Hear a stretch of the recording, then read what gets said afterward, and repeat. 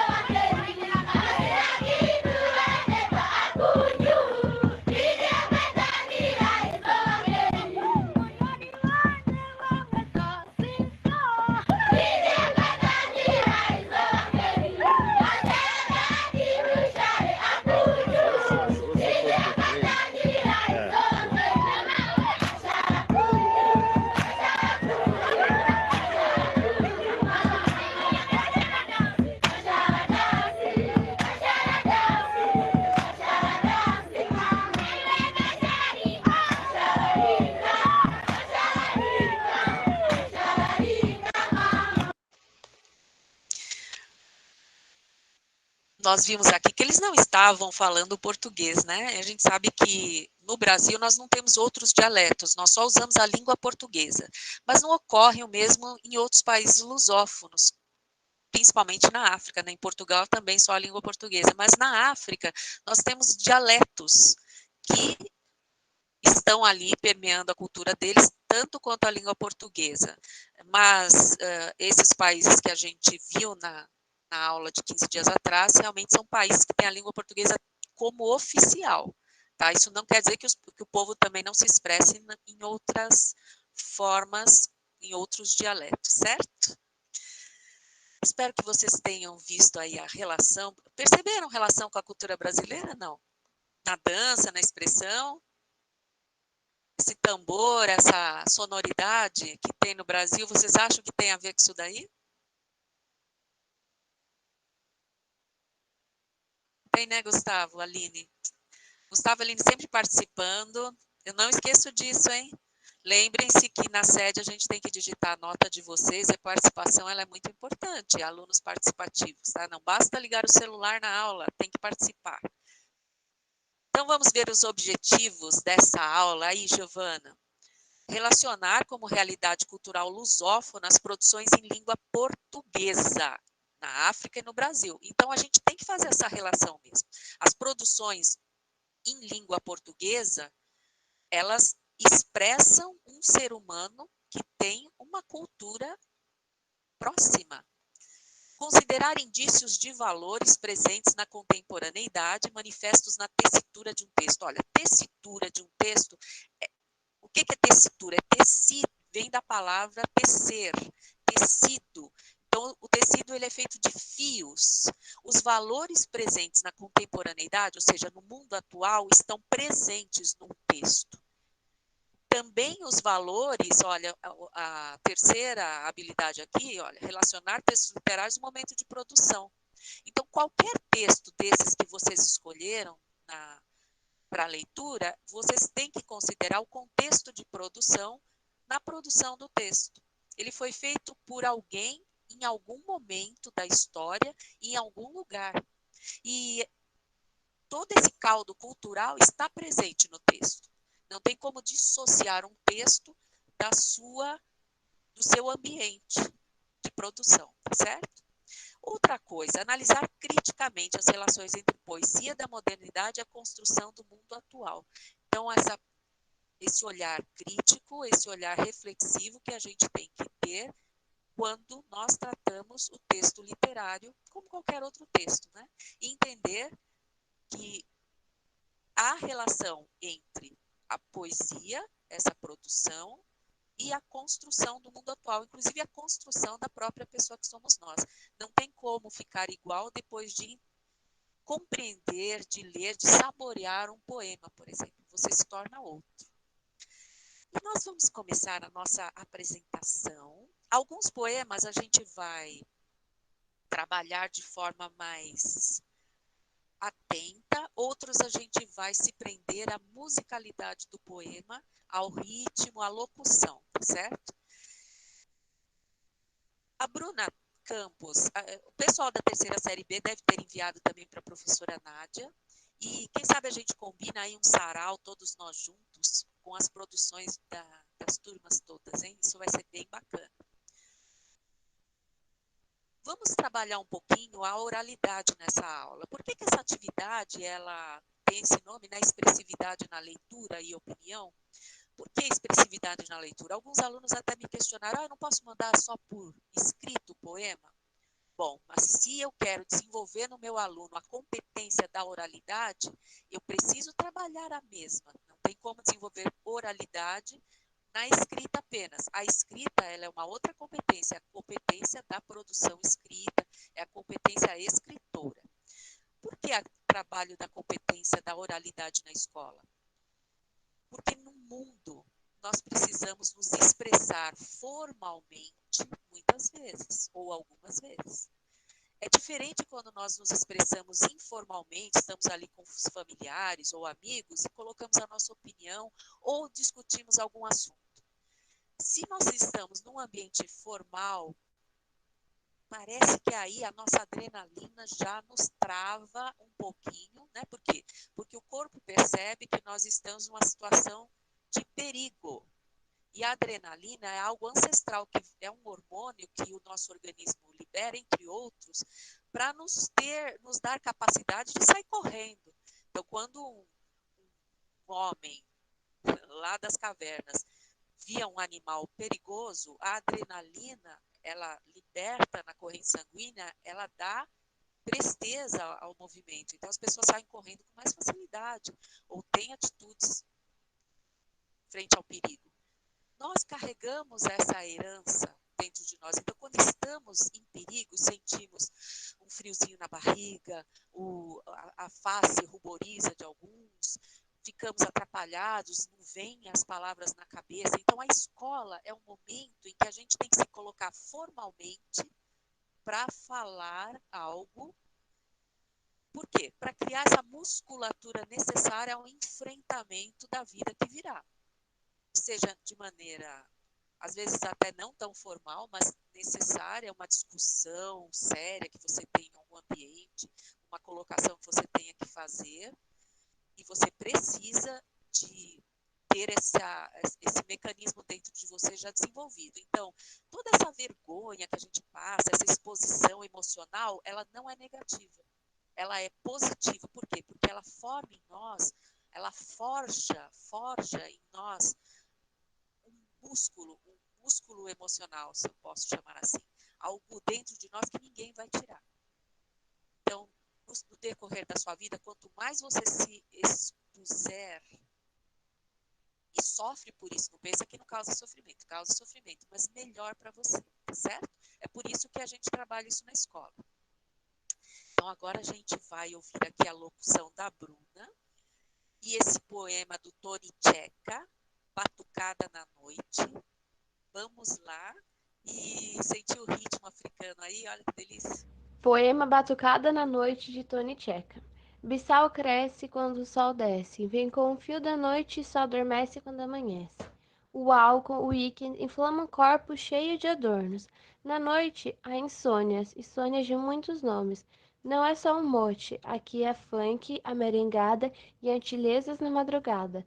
Lufadas de amor moldam corpos suarentos de ardor. Há um saracoteio permanente na passarela da noite. Sedas flutuantes, coxas remexendo, no sincopato que dá síncope. A batucada cresce, abre o espaço, a cidade não dorme.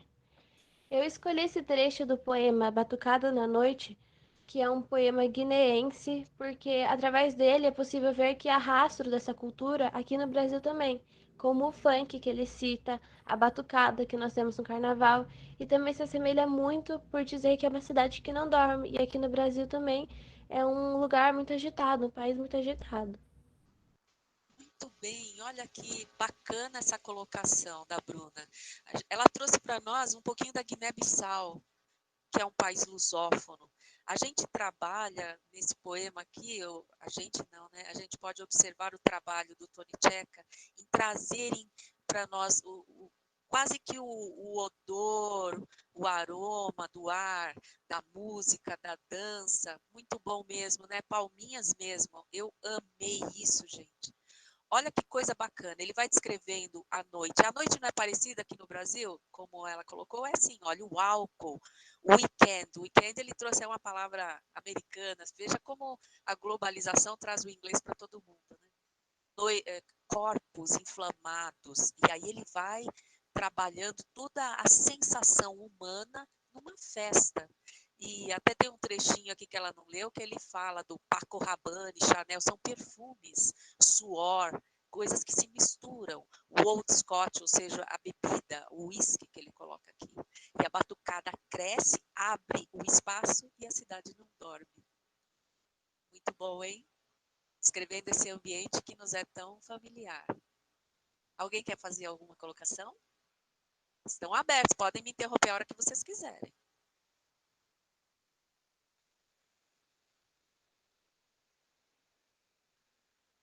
Olha que interessante o título desse poema aqui, hein? De mãos vazias. Perceberam a minúscula começando e o vazias com maiúscula? O poeta ele já quer dar ênfase em que palavra?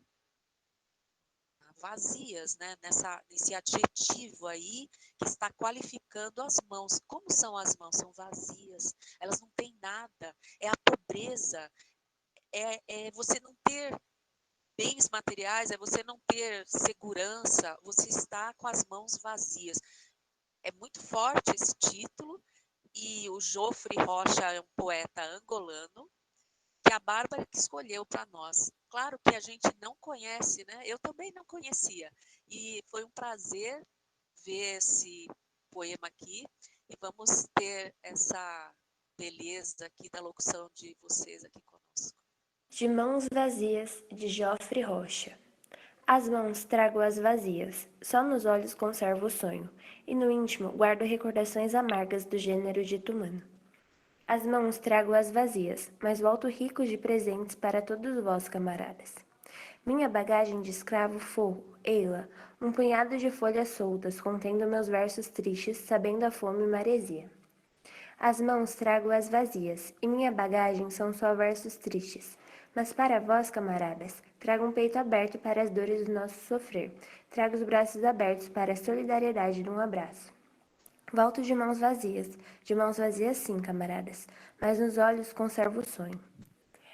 Este poema eu escolhi por conta que ele me recorda da minha ancestralidade e da tristeza que é pensar na escravidão.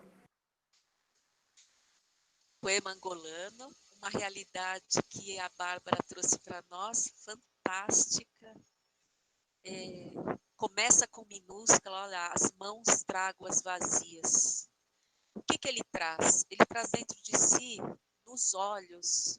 Olhos seriam a porta da alma da pessoa. Traz o quê? Traz sonho, recordações amargas do gênero. Veja, aqui é a fonética lusitana mesmo. Eles, já no outro poema tinha trazido também, né, uma vogal aberta aqui. A gente tem essa vogal tônica fechada no Brasil, a gente fala gênero. E em Portugal em Angola, que tem uma influência lá de Portugal muito grande, né? Muito maior do que nós, porque em 1500 nós já nos tornamos um país independente. Angola é recente essa independência, então eles ainda trazem muito essa sonoridade, o gênero dito humano. Né? E olha lá, escravo se coloca na condição de escravo. Muito, muito bacana isso. E a Bárbara trouxe essa realidade que mexe com a gente, né? De pensar numa situação dessas. E ele coloca recordações amargas do gênero dito humano, porque ser humano, a gente fala assim, todos somos seres humanos, mas a palavra humano, ela quer dizer algo muito mais do que ser um animal. Todos somos animais, mas o que nos diferencia dos outros mamíferos? Porque nós temos a qualidade de sermos humanos. Mas será que todos os humanos são humanos? Aí fica a pergunta, né, que o Joffre traz para nós.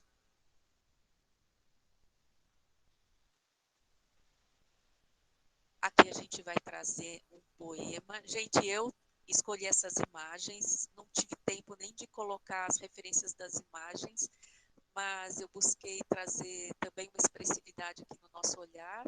A gente tem a locução da Camille, da terceira série C, e um poema de Angola também, da Alda Lara. Vamos ouvir.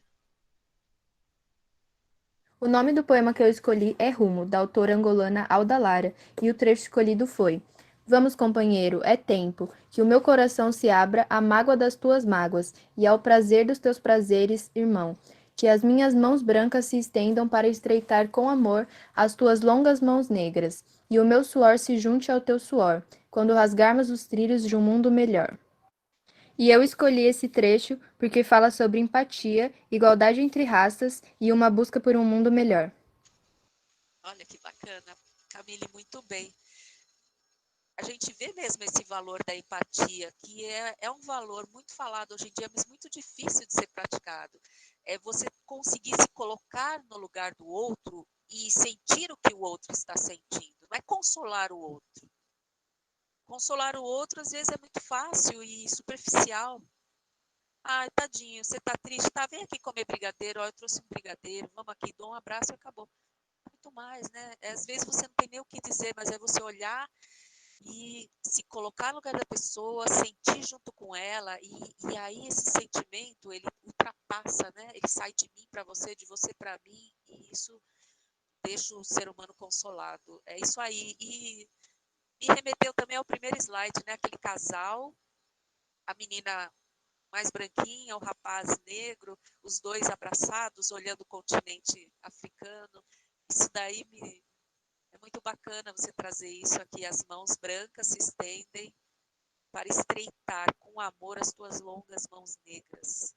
Muito bonito. Eu queria uma mão mais branca, mas foi a mão mais branca que eu achei, ó, mas aqui é mais branquinho. Ai, gente, que bom estar com vocês aqui. Ó, eu quero que vocês falem aí no chat alguma coisa, hein? A hora que vocês quiserem também me interromper no microfone, não é interromper, gente, é construir juntos, tá? Eu não tenho que ter a palavra o tempo todo. Mas, Aline, a gente engasga mesmo. Esse negócio de falar que é problema de dicção. Problema de dicção, quando você fala problema de dicção, pode ser algo assim, é algo mais sério. O resto é treino. Tudo é treino nessa vida. Agora, você pode ter, por exemplo, a Clarice Lispector, ela tinha um problema de dicção, ela falava com a língua um pouco presa, mas isso até dava um charme para ela, parecia um sotaque francês. Então, quem põe limites nos nossos problemas somos nós. A gente tem que encarar os nossos limites e usá-los da melhor forma possível, não é? A Aline falou, oi, é que eu li lá que eu acho chique quem não tem problema de dicção. Eu estava comentando, tá bom? Então, vamos ver aqui a Beatriz, da terceira série A, lendo um poema do Francisco José Tenreiro, de São Tomé e Príncipe. Onde será que é São Tomé e Príncipe? Depois a gente vai ver novamente. Então, tá bom. Olha só, Canção do Mestiço. Poema Canção do Mestiço, de Francisco José Tenreiro. Mestiço, nasci do negro e do branco, e quem olhar para mim é como que se olhasse para um tabuleiro de xadrez. A vista passando depressa, fica baralhando cor no olho alumbrado de quem me vê. Mestiço, e tenho no peito uma alma grande, uma alma feita de adição. Foi por isso que um dia o branco, cheio de raiva, contou os dedos das mãos, fez uma tabuada e falou grosso: Mestiço, A tua conta está errada. Teu lugar é ao pé do negro. Ah, mas eu não me danei e muito calminho arrepanhei o meu cabelo para trás, fiz saltar fumo do meu cigarro, cantei alto a minha gargalhada livre, que encheu o branco de calor. Mestiço. Quando amo a branca, sou branco. Quando amo a negra, sou negro. Pois é. Eu escolhi esse poema santomense, pois ele relata uma questão dos negros e mestiços em uma sociedade marcada pelo preconceito sobre a colonização portuguesa, onde os mestiços são fruto do negro e do branco, mas ele também é livre e tem um amor que se torna um só, que não depende de cor. Que falar, né? Tá completíssimo. Parabéns, maravilhoso. Maravilhosa colocação, maravilhosa locução de todos vocês, não só das meninas, de quem já apresentou. Eu recebi trabalhos maravilhosos e eu quero deixar aqui a minha alegria em ter proposto essa atividade para vocês, porque é muito gostoso ouvir a voz de vocês aqui, os meus fones, e isso é uma atividade que me deu muito prazer.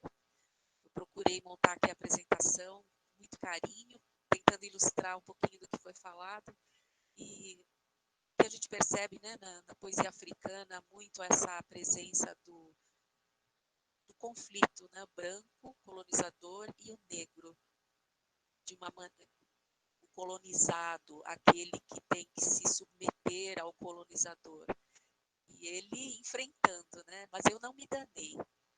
Arrepanhei o meu cabelo para trás, fiz saltar fumo do meu cigarro, cantei do alto a minha gargalhada livre. Gente, e vamos comentar que quando duas pessoas diferentes leem o mesmo poema, sai diferente, a ênfase vai para algumas palavras, e foi muito bacana escutar, né? E é sempre bom, o poema ele tem que ser lido em voz alta para a gente poder explorar a musicalidade.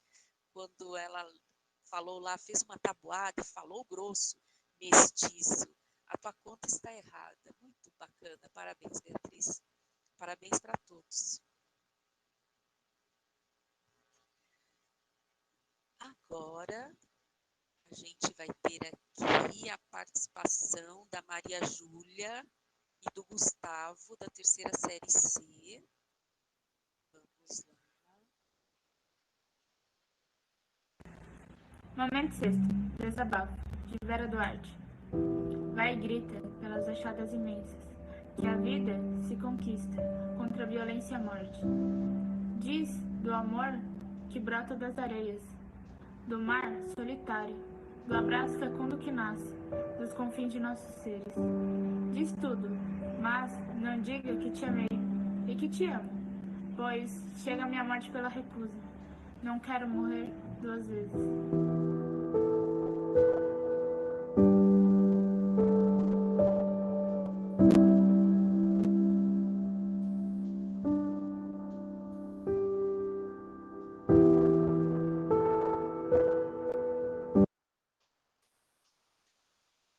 A poeta comparando a recusa do amor com a morte. Olha só que bacana.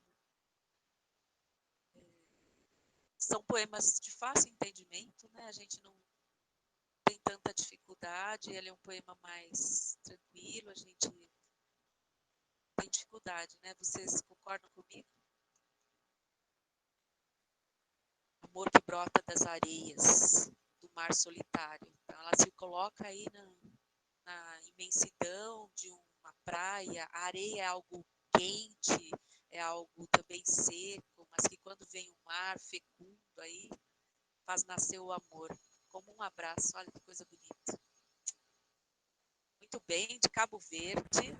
Momento Agora a gente vai entender um pouquinho onde fica esse país aí, e a locução é do Lucas, que ele trouxe para a gente uma pesquisa, e a gente vai ouvir essa linda e explicativa busca que o Lucas fez, e que a gente aprende muito com ele hoje. Vamos lá.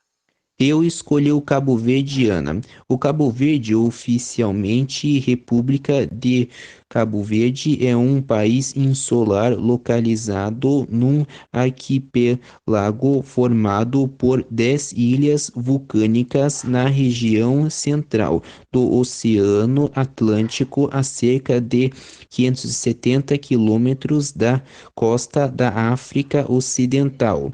As ilhas cobrem uma área total de pouco mais de 400 quilômetros quadrados. Os exploradores portugueses descobriram a colonizaram as ilhas desabitadas no século XV. O primeiro assentamento europeu nos trópicos, idealmente localizado para o comércio de escravos. No Atlântico, o arquipélago prosperou e muitas vezes chegou a atrair corsários e piratas, entre eles Sir Francis Drake, na década de 1580. As ilhas também foram visitadas pela expedição de Charles Darwin em 1832. Olha que bacana as informações que o Lucas trouxe. Antes de descobrir o Brasil, né, Portugal já estava ali presente, marcando presença nesse arquipélago. E o Lucas falou aí da presença de piratas, a questão dos escravos. As ilhas davam essa possibilidade maior a Portugal de organizar aí a questão dos escravos. E muito bacana, Lucas. Obrigada pela sua pesquisa. Valeu, foi muito bacana. Reencontro. Por que esse sinal, nós temos essa divisão entre re e encontro aí da moçambicana Tânia Tomé. Vamos já clicando aqui na bandeirinha. A gente já tem o áudio da nossa Arielle, terceira série A. Arielle, número 8, do terceiro A. A obra que eu escolhi foi da autora Tânia Tomé, Moçambique. Quando me sento descalça sobre o sapato do menino pobre, que me enche o pé, muito mais que outro qualquer, me lembro que existir não é sozinha, é com toda a gente. E me lembro que tenho de embebedar-me de ti, Moçambique, porque tenho saudades de mim. Esse poema passa uma nostalgia nas últimas estrofes, retratando a falta que ela sente de Moçambique, porque era lá que ela se sentia ela mesma. E ela sente falta também do que já foi um dia, e não só do lugar.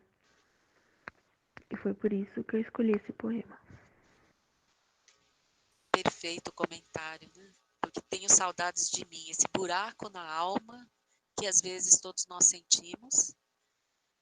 Esse buraco vem da onde? Essa tristeza, esse vazio, o que é isso dentro de mim? Conhecer-se a si mesmo é fundamental. E a Tânia, por meio do poema, ela foi descobrindo dentro de si, olha só. E ela escreve, é o país de origem, é Moçambique, é a infância, é o menino pobre, o sapato do menino pobre, tudo isso é presença dentro do coração dela. Muito bom.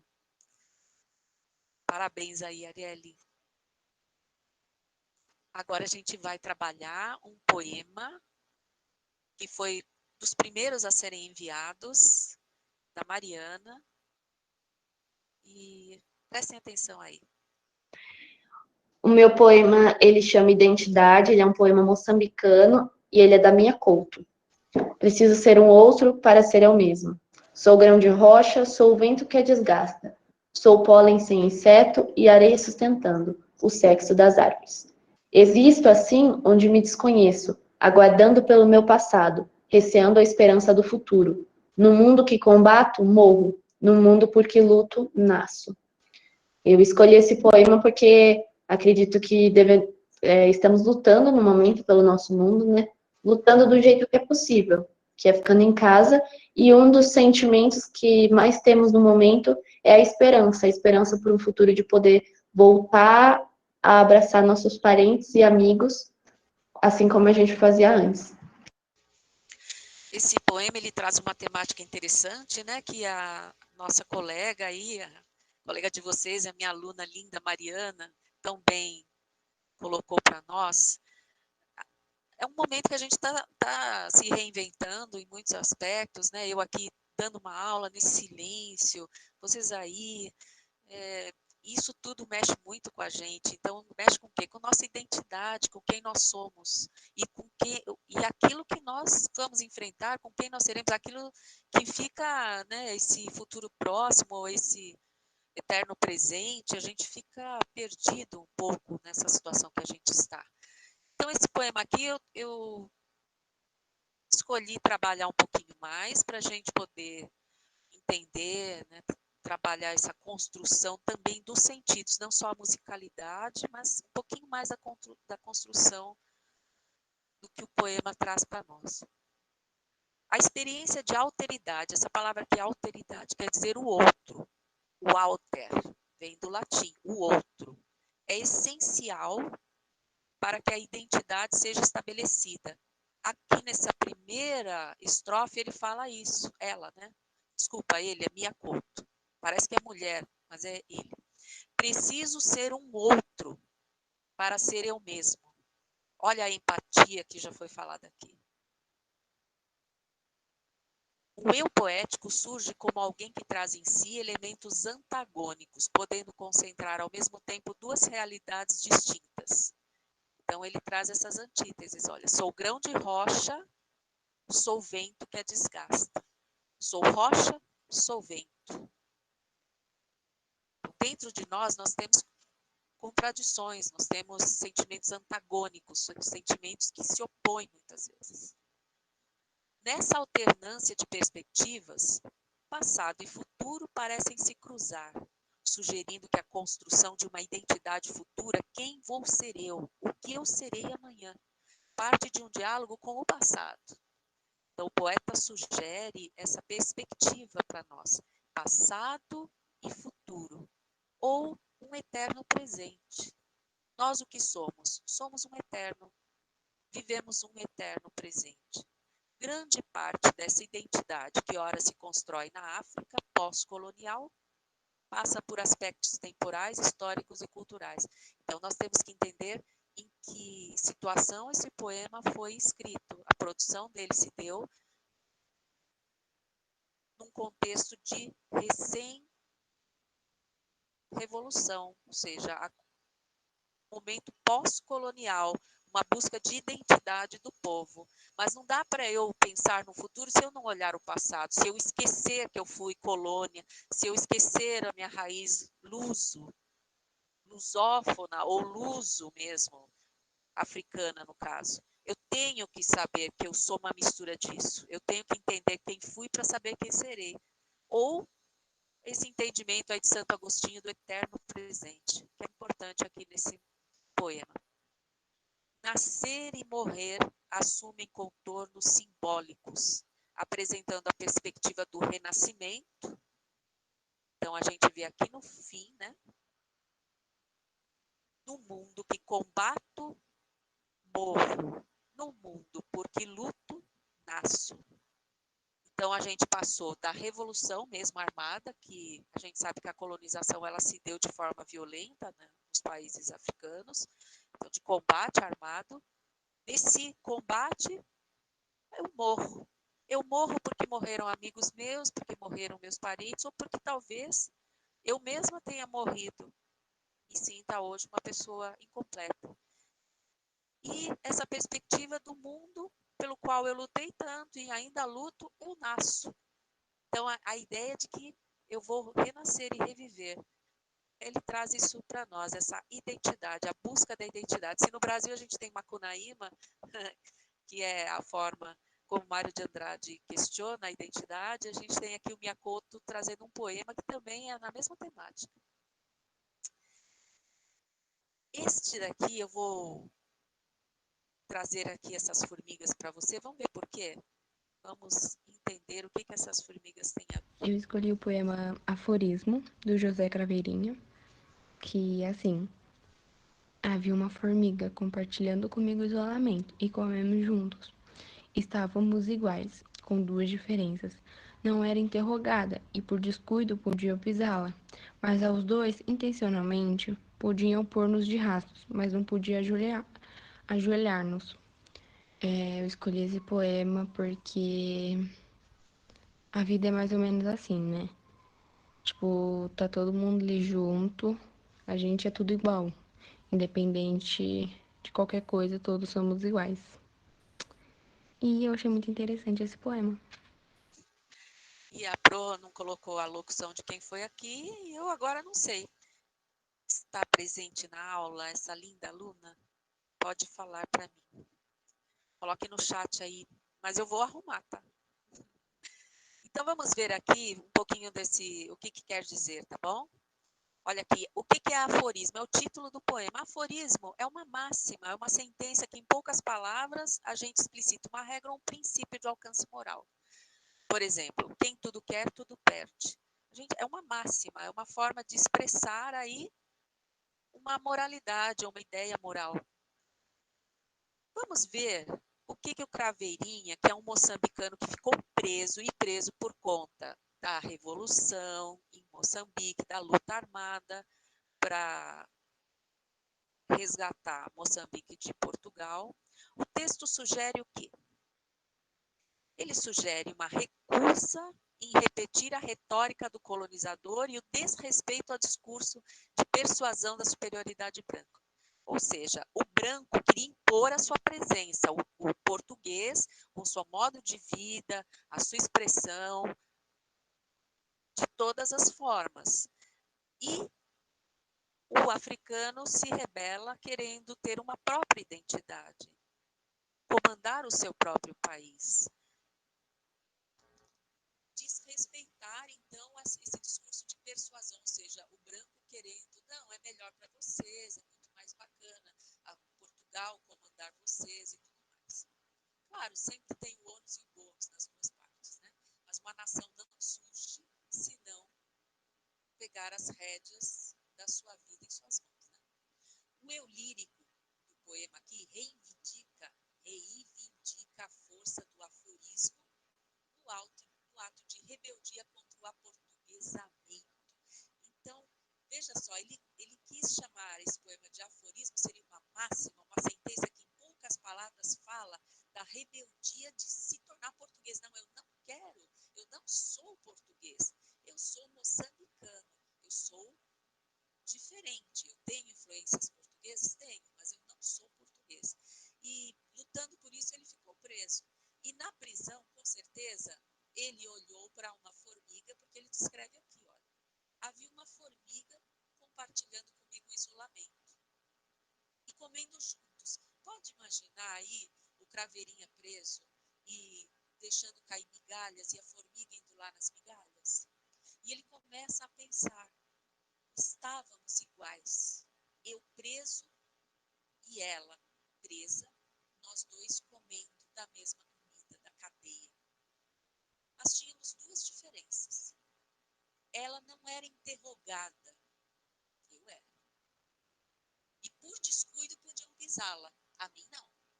Ninguém me pisa. Eu posso estar preso, mas ninguém me pisa. Ela sim.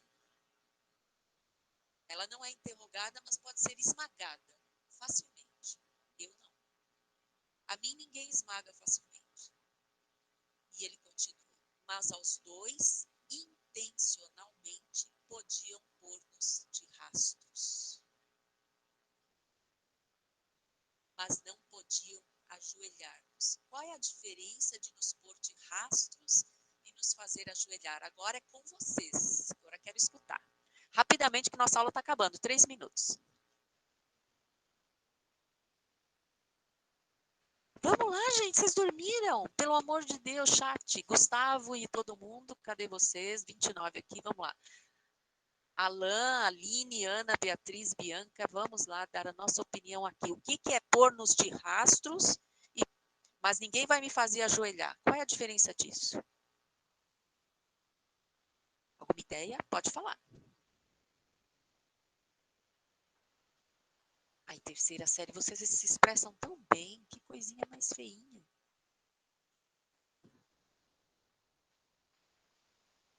Pôr no mastro. Imagino que um mastro, imagino assim, castigar mesmo, exatamente. O escravo ou a pessoa presa, ela pode ser colocada num mastro ou castigada, ela pode ser castigada. Isso mesmo, Alain, perfeito. Agora, ficar de joelhos, ele já está usando aqui o sentido conotativo, né? Porque, claro, de joelho, o soldado pode te obrigar a ficar, quem está ali tomando conta, né, o funcionário da prisão, ele pode te jogar de joelhos, mas o que o Craveirinha está falando aqui?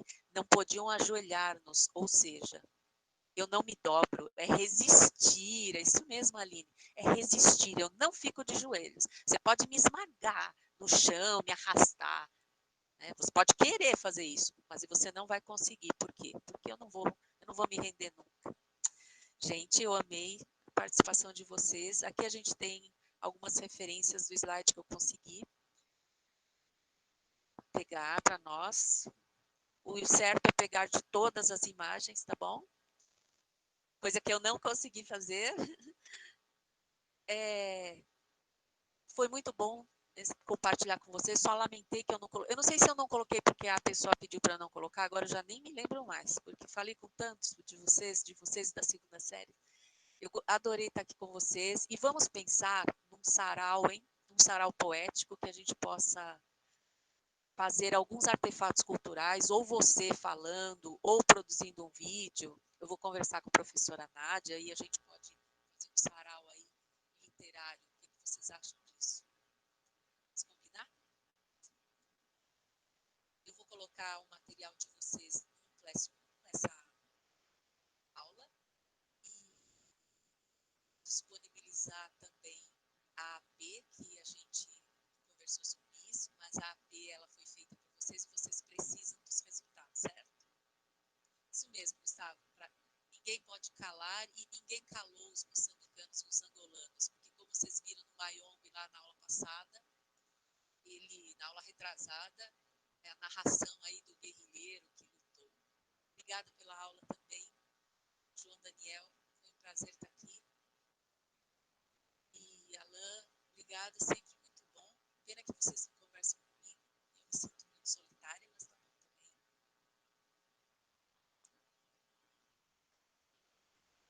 Tchau, obrigada, Lucas. Obrigada pela sua participação. Obrigada, Giovana.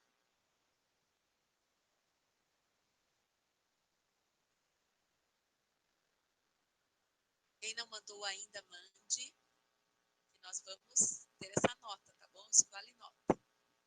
Obrigada, Gustavo. Maria Júlia, obrigada por você estar